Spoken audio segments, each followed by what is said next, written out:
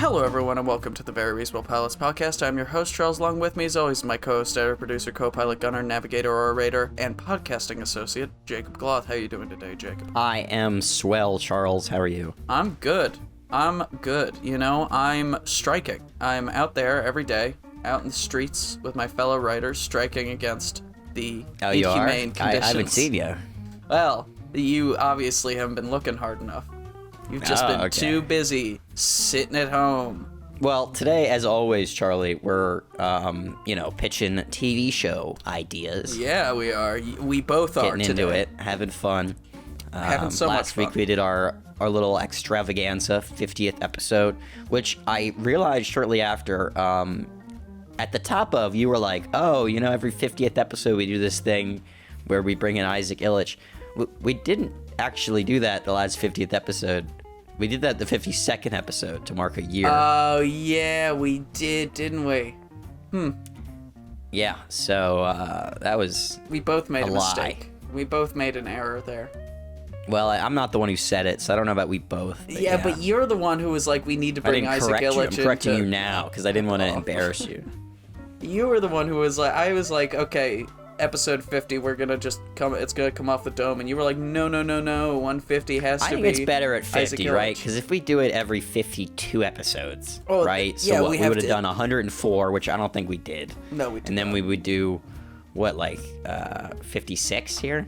Yeah, I guess 156. 156? I mean, that's ridiculous. 150 is fine. We don't need a special 156, because then we got to do, 208. And I can't. I don't want to do that. I don't want to have to do that. I don't have to remember that. Ugh, sounds like such a fucking hassle. 260? I mean, then we got another problem there. I can't. It's too hard. Yeah. So what do you have for us today that's not Isaac Illich infused, something that's new, original, exciting, or possibly a additional season to our favorite show ever, Dolphin High School? Oh, no. I do not actually have an additional season to Dolphin High School. I should do that, shouldn't I? Because Dolphins... I want the Dolphin High School script, actually. That's what I want. You know what? Could get on that? I will. That would be nice. Because I'm about to finish university. I'm about to graduate in a month and some change.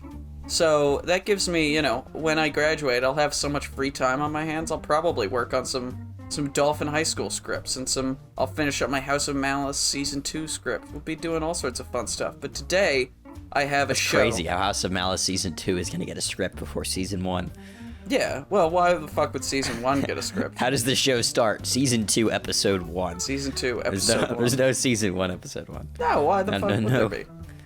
Yep, who needs it? How does Star Wars start? Episode 4. It all makes sense if you don't think about it. A very good point. Wow, okay, you really got me there. All right, where are we going, Charlie? Well, actually, for this, I was a little conflicted, because I typically make up the titles last for these shows, which is why you generally have to make up the titles.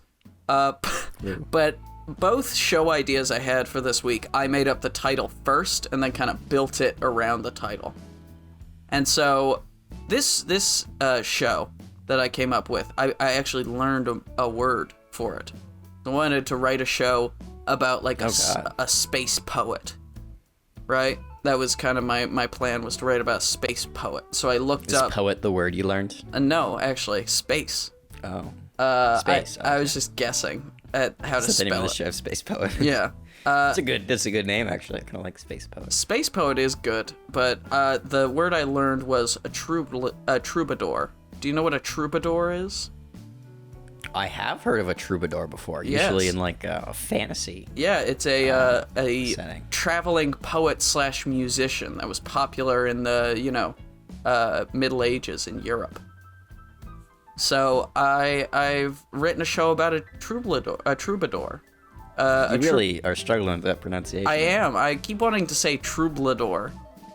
No, there's no L. It's troubadour. Yeah, I have it written. It's right in front of me. I don't know why I'm having such a hard time with it. But our troubadour, Jefferson Haunt, is a musician / poet who's traveling across the Mechaverse, telling great stories and getting into all sorts of misadventures. He's a skinny man with an all-black suit and a bright red tie, and he plays the banjo and harmonica. So think about so he's like Bob Dylan. Yeah, he's think of Bob Dylan, but a little bit cooler, a little bit less like and a little bit more like ooh. That makes sense. It's like if Roy Orbison and Bob Dylan had a baby. Exactly. I'm pretending baby, who I know who that is. He sang Pretty Woman. Oh. And yeah, okay. He's got a nice voice. Is what I was going for. Wears suits. You could have said Frank Sinatra. We all know who Frank Sinatra is. He has a nice... Frank Sinatra's a better shout. I just said Roy Orbison because he played with Bob Dylan before. Okay. So just imagine the Grateful Dead and Bob Dylan had a kid, and that kid's name was Jefferson Haunt. And, you know, he's this kind of a freewheeling, free-spirited kind of guy who's living in the year 1672 1ZF, which is a very difficult year to remember, because it's a lot of numbers. 1672 1ZF. That is a lot. Yeah, it is. I don't understand it. Did you break it down into some sort of thing that, like this was your logic, or did you just come up with a number and a letter? I came up with 1672 because I was like, okay, let's put it in 1672, because, you know, he's a medieval style troubadour. But then I was like, well, it's also going to be in the far, far, far flung future, far ahead of where we are now. And I think you'll actually find it's pretty relevant to today's society. So I added a 1 at the end of it, and I just said ZF because, you know, BC, AD, ZF, right? Like, I didn't want to explain it. No explanation required. Because in this universe, humanity is a subservient species to robots who've taken over. That's why it's called the Mechaverse rather than the universe, because the robots took over and they renamed everything. And all humanity is subservient to their robot masters on all their planets. And so, you know, they just, and none of them, this is so far in the future, none of the people alive remember when humanity was on top and robots were made to help us, right? They only know servitude and slavery to their robot masters. So that's kind of where we're setting it. And this show is kind of it's a dark comedy. It was supposed to be just kind of like a fun, comedic action-adventure show when I started, and then every episode I wrote down had a horrible, sad ending, and so I was like, I'll just make it a dark comedy. But let's get back to the three main characters. So I've already talked about Jefferson Haunt, musician, poet, banjo, and harmonica. And then we have the Cream Puff, Jefferson's ship with a built-in human intelligence, that is an HI, because, you know, in this universe, robots are the dominant species, so why would they have a robot working a person's ship? So instead, what they do is they have a person working a person's ship. And this human intelligence is basically just a brain in a jar that's plugged into all of the mechanics of the ship and make it work properly. That's cool. Yeah. It's AI, but it's not. It's just... It's a guy. It's BI. Yeah, it's biological intelligence. Exactly. Oh, BI. That's better than HI. Yeah. I'll put BI. That works. See, this is... Yeah, and if you have a jokester on the ship, he could go up to it, and he could turn the I into an O. Oh. Like, oh, his name's B.O. His name is B.O. Like he smells. Like he smells bad. And then the little brain would be like, I cannot possibly smell. I'm sitting in a vat of acids and oils. Also, I can't read. Oh, he can't read. I can't read because I'm a robot. I'm a brain in a jar. I assume he has eyes. Like biological cameras and stuff, or like, you know, he's got cameras around the ship it can see, right? Yeah. Can't see it all. But they didn't teach him how to read. They just taught him computer stuff. How can the ship not read? It needs to read. It can't not read. No, but in this universe, the like Earth culture, like reading and music and all that stuff is very much something that the robots do not comprehend very well, right? Like that's kind of why Jefferson Haunt is able to travel the universe, is because he provides entertainment for these robots who have no real concept of it. So when he shows up and he plays music and he sings and he reads poetry, right? That's very good for them because they don't have any real concept of it, right? So Okay. the Cream Puff, which is the name of the ship and also the name of the BI, right, is only been trained in the robotic languages of, like, binary and such, right? Doesn't have a voice, for example. It just shows up in binary and French, robotic languages. Yeah, exactly. The horrible French.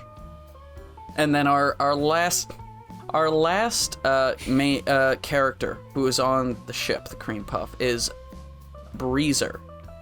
Now, Breezer is a weird little genetically modified gremlin guy, right? He's not a human being, but he's more closely related to a human being than he is to, like, basically think of like a hairless chimp with a slightly more human face, right?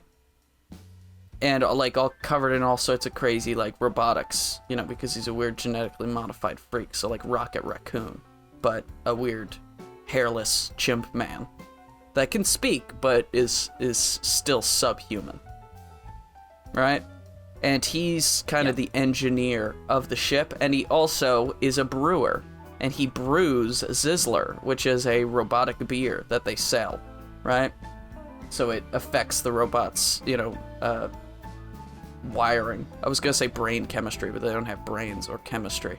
So it affects their wiring in such a way that they basically get drunk, right? Those are our three characters. The Cream Puff, Jefferson Haunt, and Bruiser. Or it's Brezer. Breezer. Yeah. Breezer. Because he was gonna be Brewer, but then I was like, it's gonna be a fun space word, so I'm gonna replace a W with a Z. Yeah. And then our main quest, like the thing that these characters are trying to do, is rediscover the ancient lost world that was the cradle of human civilization and culture. Earth. Yeah, but they don't know it's Earth because it's so far in the future they don't have a name for it. It's just this totally lost, mythical place that they don't think exists. But, Jefferson Haunt has he's so committed to the idea that he's like, we're doing this. This is our goal. And so the show basically follows them as they go hop from planet to planet. Maybe they spend 1 to 2 episodes on each planet, having adventures, getting into all sorts of different situations that can be solved with violence or solved with a big song and dance number. I do think that this is going to be kind of a musical show, right? Because I think at least one musical number throughout each episode, just for fun, just for funsies. And wow, you've never done a musical show before. Yeah, that's just exciting. Yeah, and maybe some of the songs will be covers of ancient Earth songs that have been lost, and Jefferson has rediscovered them. And some of them will maybe be he's originals. got the words from one song and like the melody tune from of another. That'd Yeah. be kind of fun. Like he's playing, I don't know. Here Comes the Sun, but the lyrics are what's a really crazy death-related song. What's it called? Psycho Killer. Psycho Killer. Yeah, that would be fun. I hadn't even thought about that, but yeah, he's got like he plays the melody of a different song and the lyrics of one song, and he's like, yeah, this is the original. This is how it works, Yeah. And everyone's just in awe of him because instrumentation and creativity is kind of like a lost art in this universe because, humanity is a subservient species, a slave race, basically. And the robots, they don't see Jefferson Haunt as an equal. Of course not. They see him more as like a peculiarity, right? And so sometimes maybe they'll want to capture him and keep him because he's a pretty pet. Other times they just want to pay him for his work and send him on his way because he was fun. He was a fun distraction, but they have to get back to work, right? That sort of thing. So there'll be all sorts of different interactions he'll have with the crazy robot civilizations he comes upon because each planet has a separate weird civilization on it that some of them take most of them take hints from Earth culture in some way. For example, episode 1, Better Rome. That's what it's called. Better Rome. Damn. So they arrive on this planet called Better Rome, And it's basically the robots have modeled their civilization after the Roman civilization, but they don't really understand it. So they have senators, but they also have an emperor, right? And they have, there's a republic and it's an empire at the same time. So the aliens, they're not one government, one galactic thing. They're split up. Yeah, each planet's has a different civilization on it. Maybe they cooperate in some way, but maybe like to explain, are the aliens hive minds or no? They're robots. No, they're not a hive mind. Or that's what I meant. Sorry. Yeah, no, it's fine. So they're not a hive mind. So they all have each individual personalities. Mm-hmm. Okay, so that explains it. Right. Yeah. But they get there and they're like, it's a celebration. The cream puff arrives and the better Romans celebrate as if someone is returning from war in ancient Rome. They have a big ceremony. There's lots of food and wine and triumph, all this stuff, but it's all robot wine and robot food, so they can't eat it or else they'll die. And it's a whole thing. Yeah. Bruiser makes a bunch of money selling his Sizzler Robo beer. Right? Jefferson Haunt, he plays a nice song. Let's think of a fun song for him to play. What's that one song? Istanbul to Constantinople is Istanbul. Yeah, you can do that. Yeah, you can do that one. That's the words, but the tune is "We Are the Champions." Yes, there we go. That's fun. And he's got a harmonica and a banjo. Work out. Me neither, but we're not musicians, right? I mean, you're a bit of a musician. I'm not a musician at all. So it's he's happy. He's celebrating with all of the people, all the robots. He is their honored guest because these robots have taken after Romans, and so even if they know him to be a subservient race, he's still a stranger in their home, and they need to treat him with some measure of respect. So he's allowed to sleep, somewhere that doesn't suck. But he escapes his place where he's sleeping in the middle of the night, and he goes out into the human part of town. And the human part of town is like a real rundown shithole, Yeah. It's all bad news bears there, and they're slaves. And so I'll say Cream Puff has his own sort of like a tank or something that he floats around in. Let's come up with something funny for him to be in. A mason jar. He's a mason jar with aquarium. Ooh. Like a fish aquarium. Fish aquarium with wheels, and he just rolls around and he follows, And so they. Oh, like a little fish bowl. Oh, you're saying he's moving around. I thought you were saying he's still in the ship. No, he's okay. Yeah, he's like escape. He has this form that allows him to wander around the planets, but he's far more vulnerable because he's not inside of his big, nice, comfortable tank on the ship. He's a water bottle. He's in a water bottle. He's in a Dasani water bottle with one of those spinny hats that little kids wore in the 50s, and he floats around with that. So they get there and they get to the human settlement, and they see this horrific slavery as the humans are forced to cow down to their robot masters, and they waste their lives on these immortal beings that never die and never age and always reproduce, because that's those robots, man. They're fucked up. Woo, sounds great.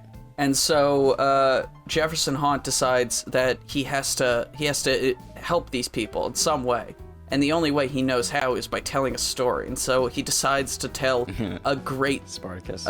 No, even better. Tells the great story of Russell Crowe as he. Oh my God, I love this. He's fought for the Romans long ago, and he was abandoned. His family was murdered, and he was forced into the pits as a gladiator slave. But through trial and battle and death, he was able to rise among the ranks of gladiators and become the greatest warrior Rome has ever seen. So he recounts the movie Gladiator to them, but he does it with he just uses the actors' names, thinking that they're ancient warriors, and you know. Yeah, they're like, because then Joaquin Phoenix was like, no, don't do that. Stop it. And Russell Crowe. He gave him a thumbs down, and that made Russell Crowe sad. And so Russell Crowe decided he had to fight him in the arena, and then Joaquin Phoenix stabbed him in the chest. Yeah. So this gets all of the slaves really riled up. And so they begin a revolt, right? There's like pitchforks. They're all yelling, like, you know, the quote, he's like, my name's Maximus Decimus Meridius, or whatever it is. Yeah. Whatever the rest of it is. But they're all doing that, except it's, my name's Russell Adam Crowe. My name's I don't actually know what his middle name is. In a bad Australian accent. My name's Russell Crowe. I'm Russell Crowe, and I'm very entertained. You know, or whatever. And they decide, our crew decides, you know, this seems like it's not going to end well for anybody, so we're just going to get out. And so they get back onto the cream puff, and they escape the planet just in time for the revolt to begin. And they, you know, at first it seems like it's going pretty well for the humans, right? They're burning shit down, they've got pitchforks, they're killing robots in their beds, all this stuff. And then, you know, they're robots, so they just, you know, release some biological weapon on them, and they all get killed immediately. The revolt ends immediately, and then that's the end of it. And they're just like, all right, I guess we need a new batch of humans, unfreeze the ones we have in storage, right? And that's it. And the cream puff floats off into space onto new adventures as the planet of Better Rome falls back into its own, you know, history once again. Not a happy ending. But none of them have happy endings. Our second story is Greasebeard, episode 2. The cream puff. He's gonna be Blackbeard. Exactly. He's gonna be a big robot Blackbeard. The cream puff is captured by a ship and of pirates. And the pirates are like, arr, yar, yar, yar, yar. You know, they've got robot parrots and robot peg legs that have like working feet attached to them, because the robots didn't really understand what a peg leg was, but you know, whatever. Maybe it'd be cool if they're like kind of steam powered, and like the R that they say is really just the steam popping out of whatever joint. That's good stuff. Comes out of their eyes, comes out of their ears, you know, comes out of their kneecaps, all that. That's fun. Yeah. And so they've captured them, and they're pirating around, you know. Bruiser is forced to brew them some robot beer, but he's not making any money from it, so he's not very happy. Cream Puff is captured and detained. He's basically in solitary confinement, stuck inside the ship, which is inside of the hold. And Jefferson Haunt is forced to become a minstrel, a dancing monkey for their amusement, as he's forced to play and sing and dance and read his poems for the dangerous and scary pirates, you know? Maybe, what song should he sing in this one? Maybe the Pirates of the Caribbean theme song. Yes. But the words are... Words are something sad, like a Taylor Swift song. Something really sad, let's do, what is it, something story, love story. Love story, yeah, it's the Pirates of the Caribbean theme song, but love story, Taylor Swift's love story lyrics. That's good. And all this is happening, and there's like, you know, it's just kind of like a pirate adventure thing, and they're like sneaking around the ship, skulking around the ship. Then maybe Jefferson and Bruiser, they meet some other humans who have been forced to, you know, work on the ship, and they're cleaning, and they're, you know, doing all this stuff. But they're like, we don't even know why they got us here. Like, we do things slower and less efficiently than all the robots. Like, the dumbest, slowest robot does things better and faster than us. We don't know why they have us, but they do. So, get to work, Jefferson. And while all of this is happening, Cream Puff makes friends with Ted, the BI that exists on the pirate ship, because all ships have a BI in this universe. They all have a biological intelligence. And so Cream Puff and BI and Ted start to have they become friends, maybe even a little bit more than friends. Maybe if they had bodies, they would give each other big kisses. Maybe it's a romance sort of a thing. And Cream Puff is slowly but surely able to, you know, convince Ted to help him out. And so he's, they basically hold a mutiny, right? They Ted is able to infiltrate the captain's, what do they call it? Captain's cabin, and he puts the megaphone on when he doesn't want him to, when he says something incriminating. Classic TV stuff happens, And this causes a mutiny. The humans revolt. They start, going out, and they've got, try and pick up some of the robot weapons, but all the robot weapons are super heavy, because all these robots are basically big Terminators, so they're super strong, and they're just like, shit, we can't do anything. Get in the escape pods, that sort of thing. And so everybody gets, shot out. The escape pods leave with the people on them. And the Cream Puff is able to be shot out of the ship just in time as Jefferson and Bruiser get on, and they've, maybe they grabbed a bag of gold or whatever. Let's come up with some fun thing to be valuable in this universe. I don't know. Poker chips. So if robots control everything, maybe it's like motor oil.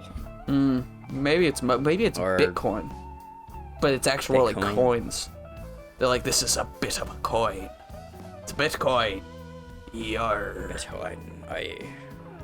Yeah, and then it's a whole thing. It's like this big climactic adventure. Pew! Ah, we made it! Yay! The hugging. Maybe they're drinking some regular alcohol that Bruiser was able to make with his Sizzler brewing shit, and all this is happening. Meanwhile, Ted is still stuck on the ship. He helped his friend escape, and now he's going to reap the consequences. And Greasebeard goes up. He's not happy. He looks at the thing. He's like, knocks on his tank, on Ted's tank, and Ted's like, oh, stop it! I don't like that. That hurts. Oh. Like, well, guess what? This is gonna hurt a whole lot more. And he flushes him out into space. And Ted just falls out into space. Maybe to come back in a later episode. Oh. I mean, I haven't written that down, but he could come back in a later episode. Okay. As a villain. Because, I've only written 4 episodes, but that's fine. Our third episode, Monolith.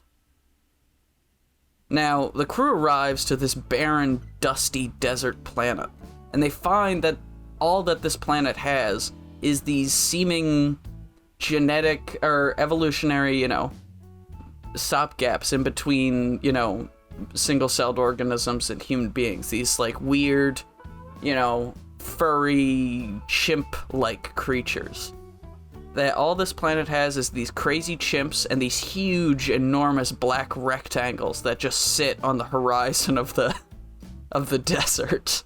And the chimps do not like it.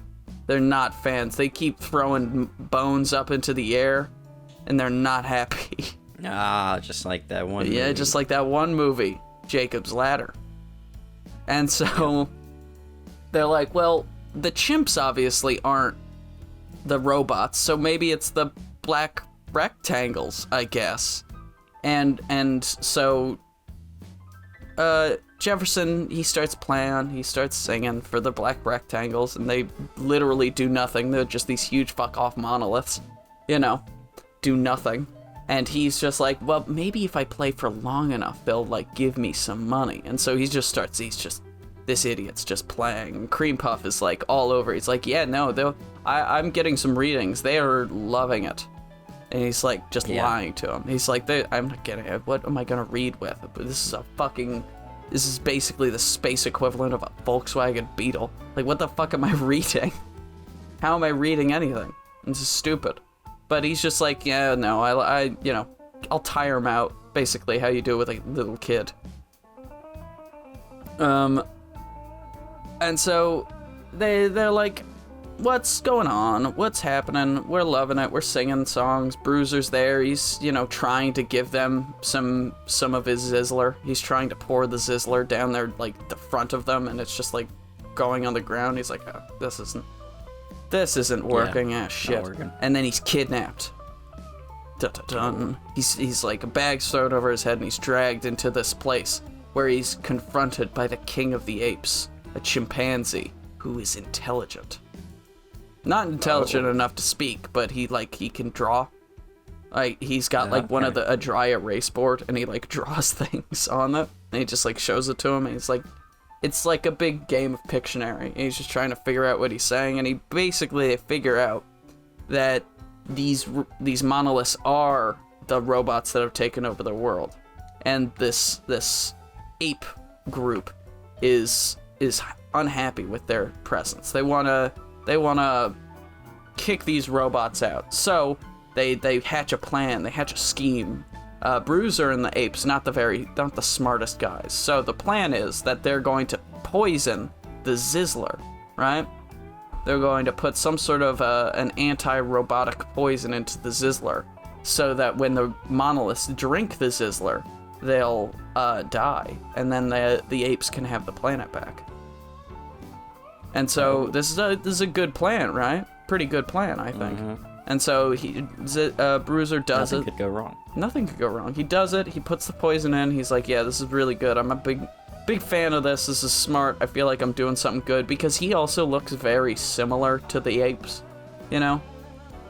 Like, he's not one of them, but he feels a kindred spirit with them. And so he is like, yeah, this is a good plan. He gets like a 24 pack of the Zizzler, and he puts it in front of the monolith. So he's like, here you go, guys, drink up. Nothing happens, because they're fucking monoliths. They don't have mouths or hands or voices or eyes or anything. They're just fucking big blocks that sit there. It's like, come on, you guys, just drink it up. It's fine. Yeah. Nothing. Again. Alright, you guys. Okay. Don't look that way. Alright, just keep looking this way for a while. I gotta go use the bathroom. And then with that, the chimps decide, well, now's as good a time as any, so let's attack. And they go up, and they start hitting the monoliths, and they just fall over. Because they're big fucking monoliths. They don't do it, nothing happens. They just, like, smack on the ground. And, you know, all the monkeys just push the monoliths over, and they're like, yeah, we won, we're the best, thank God for Bruiser, the greatest warrior that this planet's ever seen, the greatest tactician of all time, yay. And with that, they're like, yeah, they party, you know, all night. Maybe Bruiser has some fun with some monkey chicks, you know how it is, and they board the cream puff once again, and they set off. A happy ending to a happy episode. Except for... the planet explodes. Well, the monoliths come back. A ship rolls up. Like a spaceship pulls up, and it's flown by a bunch of monoliths. And they, like, silently, like, nothing happens. They just look.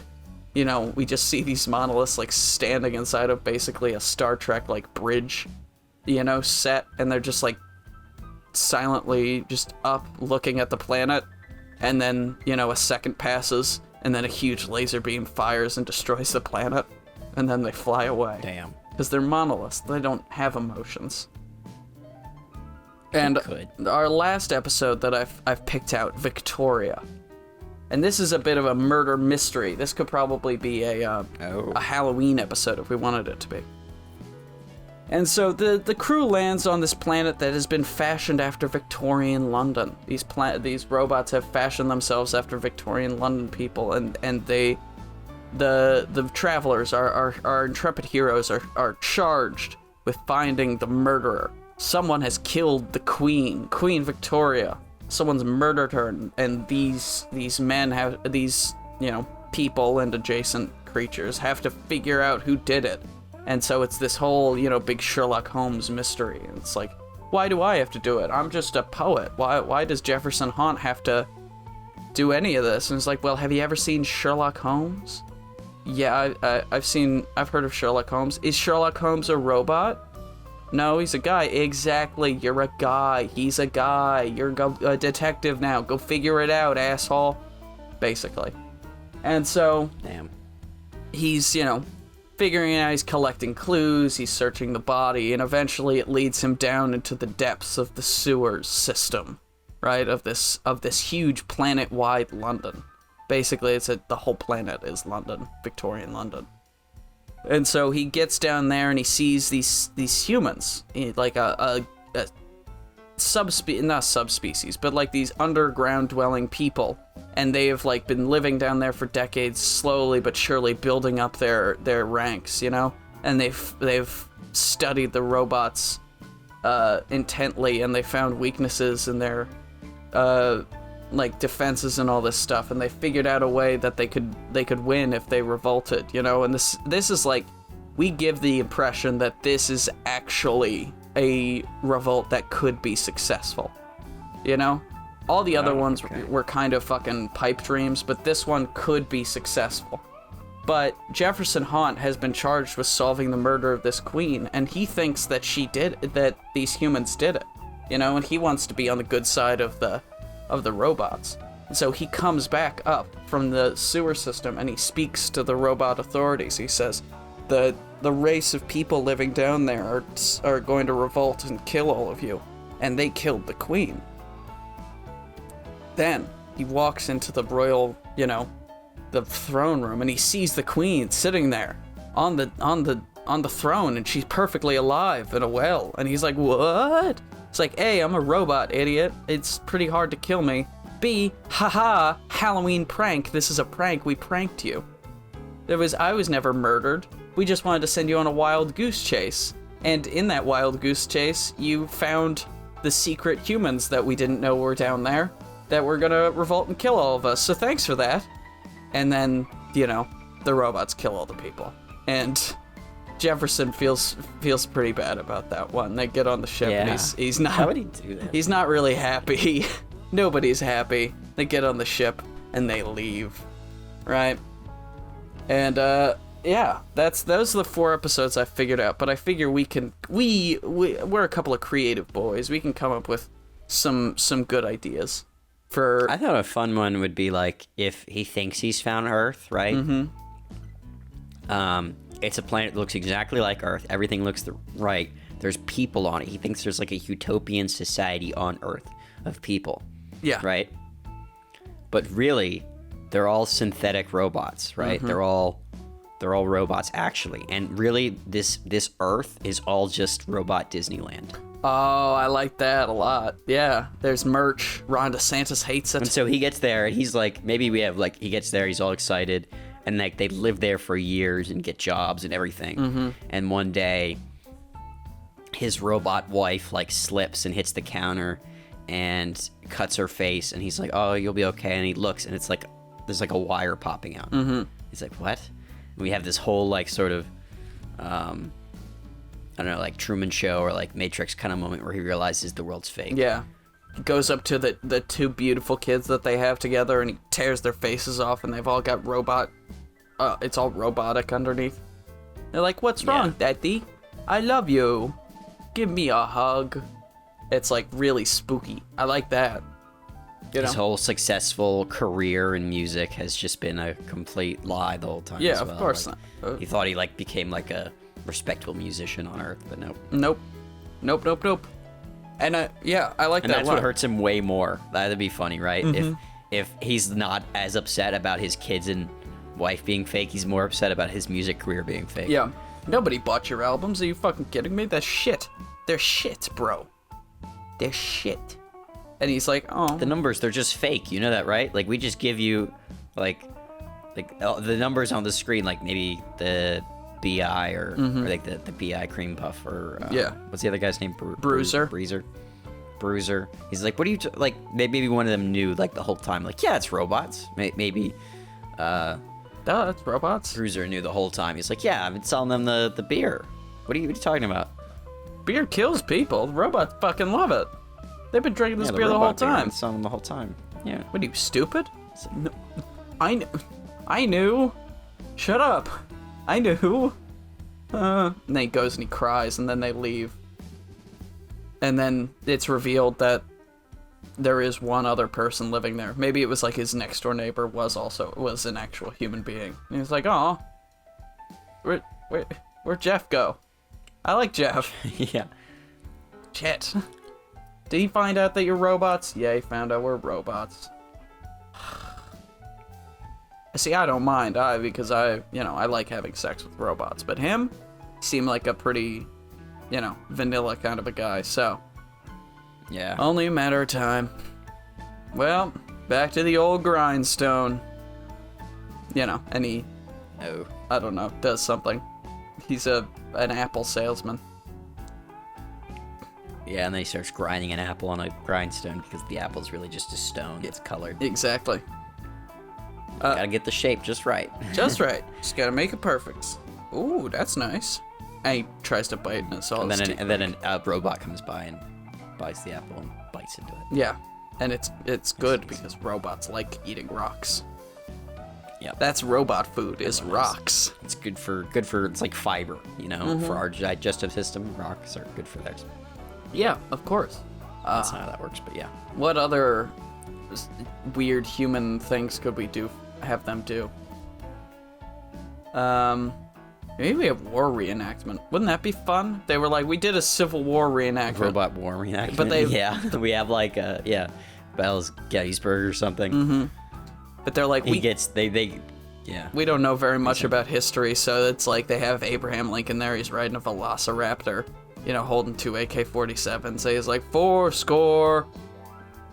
7 years ago, I was here today, and I decided that we should have a war. And everyone just starts cheering, and then they charge forward, and it's a bunch of cannons firing, and they're like, this just doesn't feel right. I remember now. I know what the problem is. Flamethrowers. They had flamethrowers in the Civil War. Yeah, that's what we gotta add. Yeah. Mm-hmm. What? So I don't think you mentioned this in the beginning, but how do they all get free and stuff? How are they not slaves? I don't really think we would mention it anywhere. I think it would be if we wanted to do an episode, we could do like a flashback of like how they met. Yeah, how they met. That would be good. Maybe it's like maybe Jefferson is from a planet, like a normal robot planet. Let's come up with a fun civilization for him to be from. He's from the Viking civilization, right? And they all live in big long houses. Robots. Yeah, Viking robots. And they live in big long houses, and they eat big, like, ham hocks, the turkey legs, but they're all, they're... So they have like a different form of like servitude there. So like the humans in that world maybe... like they like are able to build up their independence and like have these villages, but the Viking robots come and they raid it all the time. Yeah, that'd be good because that's how the they robots raid it, understand enslave it. people, then leave, and then they Mm-hmm. let them repopulate. Yeah. Raid, enslave them, leave. Yeah, and maybe he's a musician in one of these longhouses, and he's like playing and he's singing and everybody loves him, and he gets captured and enslaved. He's brought to the robot stronghold, and it's, a Viking place. It's How to Train Your Dragon. They all got the big goofy hats on and shit. Ragnar.io, the leader. Yeah, Ragnar.io. They're all doing that, and he gets there and he sees the ship this retired ship, and he goes and he's like, oh, I'm a mechanic in my village. Maybe I could take a look at this ship for you if you wouldn't mind. And he, goes into the ship, and he's like, oh, what's this called? He wipes away wipes some dust off. The cream puff. Huh, what's a cream puff?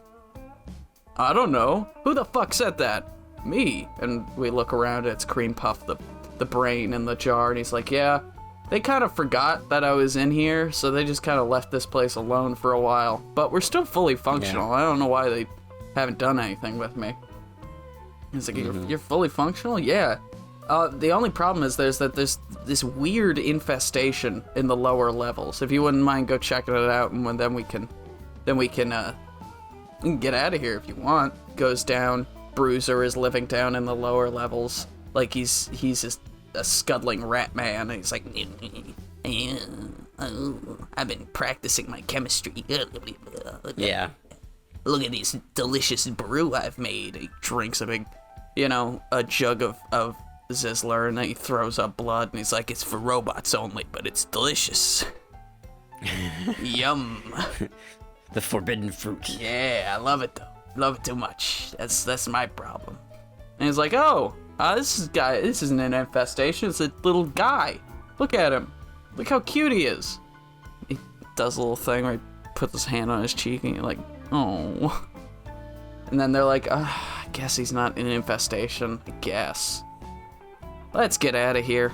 And so the cream puff takes off, and the Vikings are not very happy about it, but also all they have is bows and arrows. The robot bows and arrows, so they're good, but it's like, still a fucking bow and arrow. Maybe he's got a machine gun on the cream puff. Just one machine gun, like... Just mows him down. Yeah, like a 1940s, like, style. Like, that would be cool, right? Yeah. Maybe in the beginning of this episode, he like we're introduced to like his brother or somebody else who like watches him leave on the ship and like vows vengeance, right? Mm-hmm. And we get this at the end where he like is driving off in the ship, which has a machine gun, and he fucking murders all the robots. And so now this planet is robot free. Yeah. Right? And his brother gets there to find him, and he finds the destruction. He's like, "Oh my god, they killed my brother!" And they start like this whole nation of humans that are like, like they have a statue of the Haunts, Jefferson Haunt, and he's like, yeah, it's like his brother has like dedicated his life to building up this like this planet and the human population and the people in the state, like in memory of his brother, who he thinks is dead. We have this independent human world that's just like in the background that no one really knows about. Yeah, exactly. And that would work pretty well for the theming, is that every time Jefferson Haunt shows up, he destroys whatever semblance of human civilization is there. So the second he leaves, a human civilization does pop up. That's pretty good. And then maybe, his brother can go out into space to look for, I don't know, the people he thinks killed his brother or whatever. And he finds... Yeah, because he knows that a ship attacked it, right? Yeah. He knows that a ship destroyed everything and killed his brother, so he's going out to find and he it. sees the ship, he sees the cream puff or whatever. And then he finds Ted floating in space. And he, revives him and puts him into his ship. And so now our two main characters and their arch enemies are there. Together. And they're like, we hate the cream puff. And this is why. Yeah, but he doesn't know that his brother's on the cream puff. He doesn't know his brother's the captain of the cream puff. Yeah. I like all that. I like these ideas. My final idea for the final episode of season 1 would be they do find Earth. They get there. They find Earth, and it's, it's all the infrastructure of humanity is still there, but it's been, overgrown with plants and vegetation and all these weird animals that are just the continued evolution of, animals. Does that make sense? Gorillas' arms are 3 times as big and their legs don't work anymore, but they just use their arms to walk everywhere. And, okay. Wolves have grown wings or something, and whales can have I don't know, guns on them. Maybe not guns, but something else. Yeah, torpedoes. Whales shoot out. They have developed a symbiotic relationship with some sort of plankton that lives on their underbelly, and the whales have developed a way to shoot the plankton out at speeds that could puncture a hole in titanium or whatever. Yeah. And so we get there, and so this becomes, wait for it, a bit like Robinson Crusoe. Haha. Reference. I think the 5th time I've said Robinson Crusoe in the last 2 months. But this becomes like a Robinson Crusoe sort of an idea where the 3 of them are stuck on this planet together because maybe the cream puff is destroyed by maybe the robots, when they left Earth, they set up this field, anti-technological field, so anything with an electromagnetic, pulse or anything, right? Anything that's got electronics with it just stops working when it gets to within a certain, radius of Earth's atmosphere. And so, the ship is shut down. And so it's just Bruiser, Jefferson Haunt, and the cream puff all just stuck on this planet Earth, and they have to figure out how to survive, and they get to the Library of Congress, and Jefferson Haunt is just so enamored because he's got all these films and all this music and everything. He becomes a weird collector, and he just like starts collecting records and, you know, movies and stuff like that. And he manages to like build this weird sort of like steam powered like projector or something that lets him watch movies, and he's like, yeah, this is good. Oh. This is my perfect life. Meanwhile, Bruiser and Cream Puff are trying to figure out a way off this planet because they frankly aren't that interested in Earth culture. Like, Bruiser's this weird, horrible genetic monster, and Cream Puff is a brain in a fucking jar that doesn't even remember being a human being. Like, he probably was a human being for maybe a month, and then the robots removed his brain from his baby body and they put it in a jar and that sort of thing, so he doesn't care about it. And so, you know, and that's how it ends with them. That's how season 1 ends, with them being stranded on the planet Earth, having to, you know, fight for survival against all of these crazy creatures that have evolved after millennia, being left alone, you know, left alone by humanity and the robots. So, like, mantis shrimp. You know, mantis shrimp, they're awesome. They've got, like, gun powers or whatever. Is that the mantis shrimp is the one with the gun powers? There's a kind of shrimp that can fire, that's got punches that are like equivalent to being shot. And they've like grown to be like the size of the Empire State Building, so these gigantic fucking shrimp just wandering the streets of you know, the planet, and just wandering the forests and blowing things up with their weird crazy punches. And giraffes, you know, their bones, all their bones have gelatinized, and so there's just like giant snakes, giant mammal snakes, and it's just weird. We're gonna make it weird, man. It's gonna be crazy. Good. Yeah. And then, you know, maybe at the end of episode 1 of season 2, Jefferson Haunt has to destroy the Library of Congress, destroy all of this art he loves so dearly, in order to save his friends and himself from certain doom. Oof. Yeah, big oof. But he chooses the art over his friends. Yep. End of show. End of show. And he's like, now I finally know how to play this song right. Oh, the real lyrics make way more sense. Oh my god, this is like way better. No wonder. Okay, well, fuck it. And he burns it all down. Because they're keeping the, you know, anti-electronics field inside the Library of Congress or some other convoluted bullshit like that. You know TV shows. Yeah. You know, science fiction television shows. They don't have to always make sense to be fun. And this one doesn't need to make sense. Because it's fun. But yeah, that's my show. That's pretty much it. I liked it. It's the fun. Troubadour. What was it? The Troubadour? The Troubadour, yeah. The Troubadour. The Troubadour. Yeah, the Troubadour. Yeah, so thank you everyone for listening to the Very Reasonable Pilots podcast. I've been your host, Charles. Along with me is always my co-host, our producer, co-pilot, gunner, navigator, orator, and podcasting associate, Jacoby Gloth. If you like what you heard here and you want to hear more, please give us a like, a follow, subscribe, tell your friends, tell your family, tell your dog, tell your cat.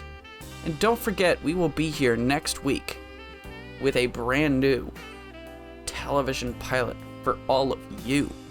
Ooh, it rhymed. That all rhymed. I'm rhyming. Yeah, and thank you everyone. Have a good, safe, fun time.